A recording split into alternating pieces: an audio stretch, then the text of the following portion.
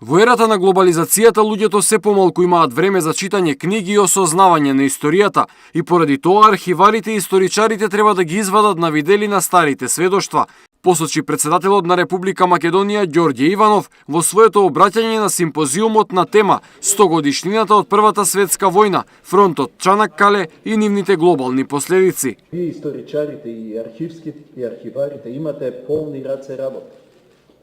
Ве повикувам да ги отворите дефтерите, да ги препрочитате старите книги, да ги извадите на виделина старите сведоштва и со тоа да ни помогнете да ја научиме лекцијата од минатото, за да не ни се повторува постојано.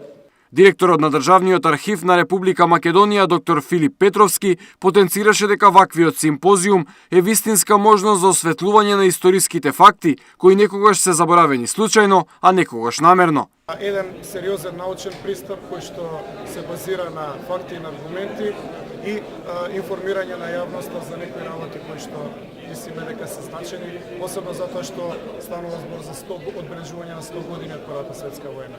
И ова е процес кој што е во тек во цела Европа.